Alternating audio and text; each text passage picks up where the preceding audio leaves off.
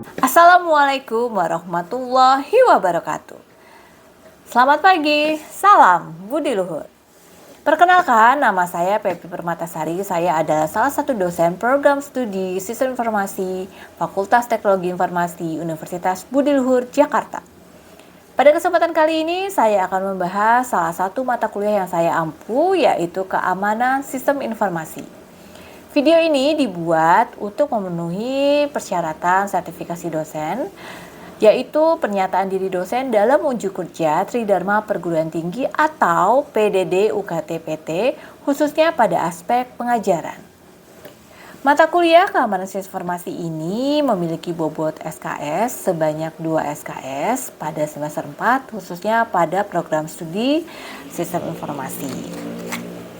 Tujuan dari mata kuliah Keamanan Sistem Informasi ini adalah untuk membekali mahasiswa dalam memahami pengetahuan dan juga keterampilan dalam melindungi sistem informasi dari berbagai macam ancaman yang ada pada era digital saat ini. Pada mata kuliah ini akan membahas tentang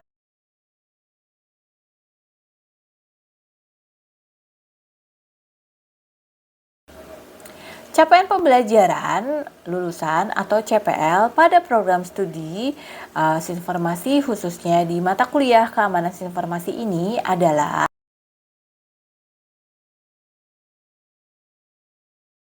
untuk CPMK-nya adalah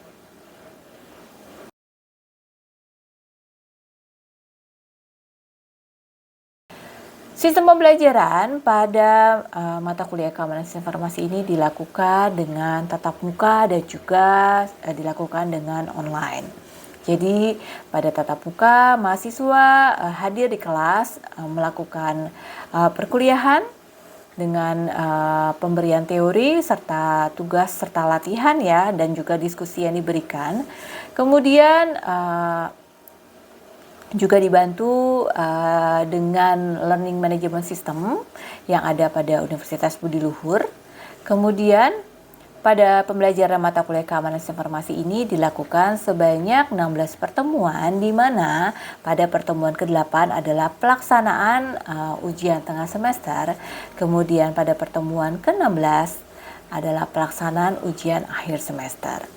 Untuk bobot penilaian pada mata kuliah Keamanan Informasi ini terdiri dari kehadiran, dari tugas, dari UTS, serta UAS, di mana untuk total keseluruhan pada bobot penilaian di mata kuliah ini sebanyak 100%. Demikian informasi yang dapat saya sampaikan terkait mata kuliah Keamanan Informasi ini untuk mahasiswa program studi informasi Universitas Budi Luhur. Berikutnya merupakan cuplikan dari proses pembelajaran yang saya lakukan lewat video pembelajaran ini. Semoga dapat memiliki manfaat ya. Selamat menyaksikan. Baik, pada kesempatan kali ini, pada mata kuliah Keamanan Informasi, saya akan membahas mengenai yang namanya keamanan email. Sebelum dimulai untuk keamanannya, baiknya kita mengetahui dulu apa itu email. Email merupakan suatu singkatan dari yang namanya electronic mail. Electronic mail ini merupakan suatu sistem komunikasi digital yang memungkinkan adanya suatu proses pengiriman sebuah pesan ataupun adanya surat menyurat gitu ya, melalui bantuan sebuah jaringan namanya internet. Mungkin kalau di zaman dulu, di era yang belum digital seperti sekarang ini, ketika kita mau melakukan pengiriman sebuah surat, atau dokumen, ataupun dalam bentuk lainnya, kita harus pergi ke kantor pos. Kemudian kita harus membayar, membeli sebuah perangko sebagai alat apa namanya ya, mungkin, sahnya untuk, bisa dikirim gitu ya. Nah kalau, di era sekarang ini, kita tidak perlu nih pergi ke kantor pos karena, sifatnya juga real time ya, mau jam berapapun kita bisa melakukan pengiriman tersebut. Asal semuanya itu terhubung lewat yang namanya jaringan internet. Nah pesan email itu, bisa berisi yang namanya teks, kemudian berisi gambar, ataupun, bentuk file dan juga bisa melampirkan beberapa, eee lampiran yang tadi sudah disebutkan juga ya. Kemudian dikirim ke alamat email yang terdaftar, seperti itu. gitu.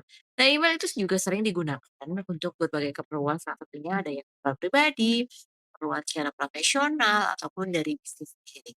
Selanjutnya, email sendiri mungkin, kebanyakan orang tahu email, ya cuma sekedar email pribadi, punya email punya, seperti itu. Tapi sebenarnya banyak sekali jenis-jenis email yang dapat digunakan tergantung dengan tujuan masing-masing ya, kebutuhannya untuk apa. Nah, yang pertama ini ada namanya email pribadi. Untuk email pribadi ini digunakan, untuk komunikasi pribadi antar individu. Biasanya itu berisi, suatu pesan yang bisa dikatakan santai atau tidak, formal gitu ya. Kemudian ada email bisnis atau profesional, di sini gunanya adalah untuk memberikan komunikasi dalam lingkungan pekerjaan, dan biasanya sifatnya lebih formal dan juga berisi informasi terhadap pekerjaan tersebut. Kemudian ada email pemasaran. Nah, untuk email pemasaran ini biasanya digunakan oleh perusahaan untuk dapat mengirimkan informasi mengenai, apa ya namanya, sebuah promosi-promosi yang mereka tawarkan ya, terhadap produk mereka kepada, customer-customer.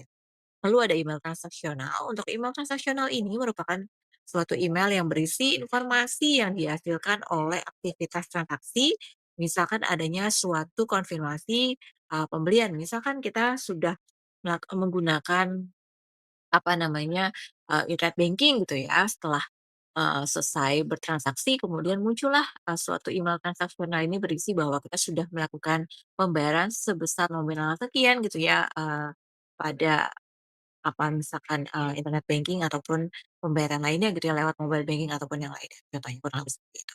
Lalu ada email, newsletter. Nah, untuk newsletter ini digunakan untuk mengirimkan sebuah buletin ataupun informasi secara rutin kepada pelanggan ataupun audiens. Lalu ada apa saja sih, selain yang tadi ya, jenis-jenis email, dalam email pun memiliki banyak sekali fitur yang bisa, digunakan. Salah satunya ada spam filter. Nah, spam filter ini gunanya adalah untuk melakukan, apa namanya, memfilter lah untuk bisa mengetahui email yang mana sih yang memang sekiranya tidak baik nih ya, bisa kita lakukan, diblokir ataupun dimasukkan ke dalam spam. Lalu ada, pencarian, ada penyimpanan dan pengarsipan, lalu ada pengaturan label dan folder, kemudian ada juga, fungsi forwarding ketika kita mau meneruskan email, yang diterima kepada orang lain gitu ya, tanpa merubah isi pesan tersebut. Lalu ada balasan otomatis atau autoresponden. Nah, fitur ini berisi informasi supaya bisa memberitahu pengirim bahwa kita ini atau Anda itu tidak sedang membalas, tidak dapat membalas email gitu ya dengan segera, makanya nanti dibuatkanlah sebuah pesan otomatis yang, otomatis akan terkirim kepada. Manfaat utama dari email sendiri yang pasti pertama, komunikasinya itu bisa secara cepat dan efisien karena memungkinkan si pengirim pesan bisa langsung menerima, dalam 1 detik pun gitu ya. Karena, apa namanya, terhubung lewat jaringan, seperti itu.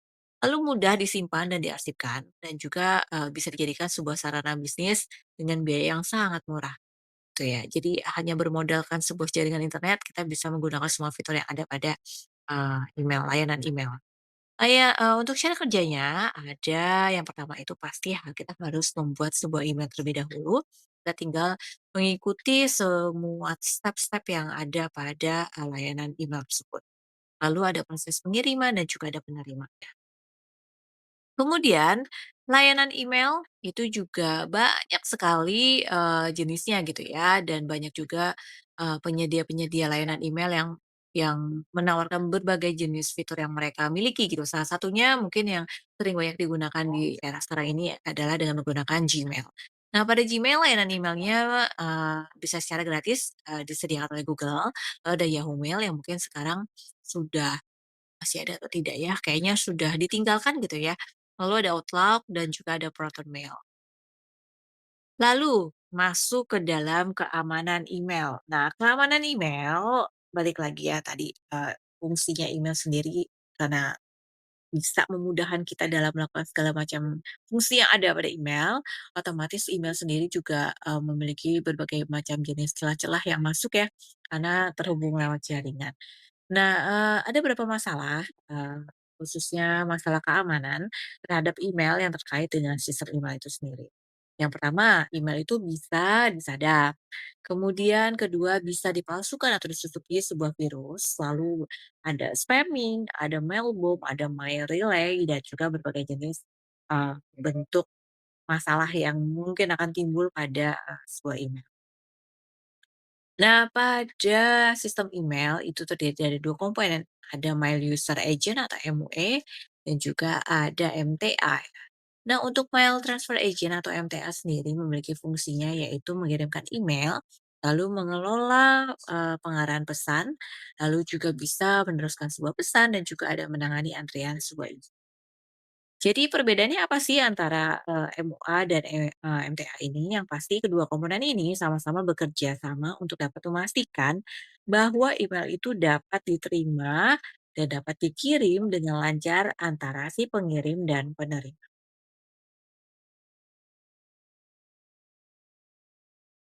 Lalu ada malware dan ransomware. Nah, malware dan ransomware ini merupakan, apa ya, suatu perangkat lunak berbahaya yang memang sering dikirimkan melalui lampiran email.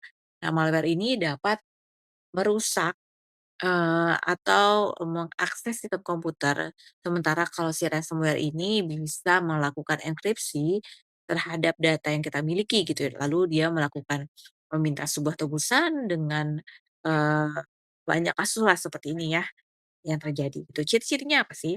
Masih masuk lagi ke dalam sebuah lampiran yang dilakukan dengan ekstensi yang mencurigakan. Misalkan ada .exe ataupun, gzip ataupun yang lainnya gitu ya. Kemudian ada pesan email yang mengklaim bahwa ada masalah mendesak atau, kalian misalkan mendapatkan sebuah, eee, bisa dikatakan sebuah hadiah atau undian gitu ya. Nah, agar terhindar dari hal tersebut, kita bisa menghindari salah satunya jangan membuka lampiran-lampiran dari pengirim yang tidak dikenal, kemudian kita bisa menggunakan perangkat lunak antivirus untuk memindai lampiran email. Jadi, dalam penggunaan antivirus pun sebisa mungkin kalian harus menggunakan versi yang paling terbaru update agar, apa namanya, sedikit banyak virus-virus baru itu bisa terdeteksi dengan baik gitu ya. Lalu selalu perbarui perangkat lunak, keamanan Anda, lebih lanjut. Lalu ada spam, ya ciri-ciri spam ini bisa berisi tawaran yang terlalu bagus gitu ya untuk dapat meyakinkan, kita si pemilik email bahwa sepertinya ini benar gitu padahal sebenarnya tidak, ataupun ada email masal yang tidak relevan tiba-tiba masuk gitu ya, ataupun pengirim yang tidak dikenal atau mencurigakan. Nah, cara untuk menghindari dari spam ini adalah gunakan filter spam pada penyedia layanan. Jadi untuk filter spam ini bisa, apa namanya, dilakukan ya, itu pada menu pengaturan atau setting yang ada pada layanan, email yang dimiliki. Lalu jangan membalas atau mengklik tautan yang ada pada email spam, kemudian jangan mengungkapkan alamat email Anda secara terbuka pada situs web ataupun media sosial, karena mungkin itu bisa menjadi salah satu faktor apa ya, kemudahan bagi para penjahat ya untuk dapat, melakukan aksinya di dunia maya. Bisa juga ada yang mailbomb. Nah, untuk mailbomb ini adalah suatu serangan ya, di mana bisa mengirimkan pengiriman sejumlah, eee, apa ya, entah dikatakan satu atau 2 tidak gitu. Namanya mailbomb berarti kan akan dikirim, sebuah pesan yang masuk secara berulang-ulang bertubi-tubi sehingga dia bisa, apa namanya, membuat komputer kita menjadi hang juga, seperti itu. Nah, tujuan utama dari melbom ini adalah untuk menyebabkan gangguan dengan membanjiri kotak masuk si penerima, lalu bisa menghabiskan ruang penyimpanan atau sumber daya sistem sehingga menyebabkan penurunan kinerja terhadap server dan juga perangkat si penerima. Lalu juga bisa menjatuhkan dan menonaktifkan sistem email dengan, apa namanya, membebani server sehingga si sistem itu tidak dapat mengelola email, secara efektif, misalkan seperti itu.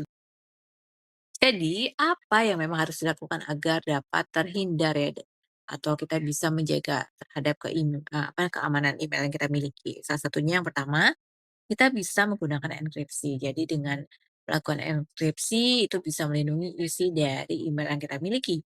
Lalu yang kedua, kita bisa mengaktifkan autentikasi dua faktor, jadi menambahkan lapisan keamanan ya pada akun email itu bisa kalian lakukan pada menu pengaturan, tergantung dari apa namanya layanan yang dimiliki ya pada email yang digunakan. Lalu bisa periksa email secara teliti, jadi selalu memverifikasi nih pengirim ataupun konten email sebelum mengklik tautan ataupun mengunduh lampiran-lampiran. Lalu gunakan perangkat lunak, keamanan, jadi memastikan bahwa, meskipun kita sudah yakin kayaknya aman gitu ya, tetap, kita gunakan antivirus ataupun firewall-nya selalu diaktifkan dan diperbarui agar dapat terhindarlah dari berbagai jenis celah-celah yang akan timbul masuk. Lalu bisa mewaspadai terhadap phishing dan juga social engineering, di mana jangan mudah sekali-kali tergoda dengan adanya sebuah tawaran yang terlalu mencolok atau terlalu bagus gitu ya, eee, melalui sebuah email. Perlu dilakukan. Untuk melakukan, pemeriksaan penggunaan bahasa dan juga gaya penulisan ini juga perlu dilakukan. Jadi, ketika ada bahasa yang tidak biasa ataupun adanya sebuah typo atau kesalahan ketik itu mungkin bisa kita curigai, ataupun ada permintaan mendesak tiba-tiba harus, misalnya contohnya seperti ini, "Akun Anda akan diblokir, segera transfer uang untuk menghindari kerugian." Nah, itu sebagai salah satu contoh permintaan mendesak. Nah, ini perlu diwaspadai apakah benar atau tidak, seperti itu. Kemudian periksa lampiran yang tidak dikenal. Jadi jangan sekali-kali membuka lampiran dari pengirim yang tidak dikenal.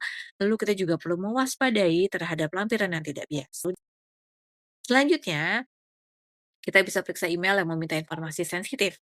Jadi ada permintaan informasi pribadi yang mencurigakan atau harus hati-hati terhadap formulir atau survei yang meminta Anda untuk memasukkan informasi sensitif.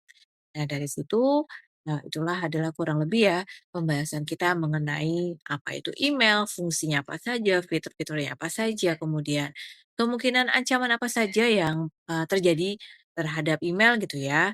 Maka kita dari itu harus menjaga keamanan email yang kita miliki. Jadi mohon diperhatikan dengan berbagai macam jenis langkah-langkah yang perlu dilakukan ya untuk dapat terhindar dari yang namanya ancaman di email. Seperti itu. Mungkin cukup sekian materi mengenai keamanan email ini. Untuk lebih lanjutnya mungkin nanti kita akan bisa lanjut, di forum diskusi ya, seperti itu. Nanti kalian bisa buka pada e-learning, mohon dibaca juga untuk materinya kembali, kemudian tolong dikerjakan untuk tugas yang sudah saya berikan pada e-learning. Jika ada pertanyaan lebih lanjut, mungkin bisa ditanyakan ya lewat e-learning ataupun di, grup WhatsApp, seperti itu. Sekian, materi untuk hari ini. Terima kasih. Demikian deskripsi singkat serta cuplikan dari video pembelajaran mata kuliah keamanan informasi ini. Semoga dapat bermanfaat. Dari saya mengucapkan terima kasih banyak atas partisipasinya. Terima kasih juga kepada seluruh pihak yang terlibat. Waalaikumsalam warahmatullahi wabarakatuh. Selamat pagi. Salam Budi Luhur. Budi Luhur.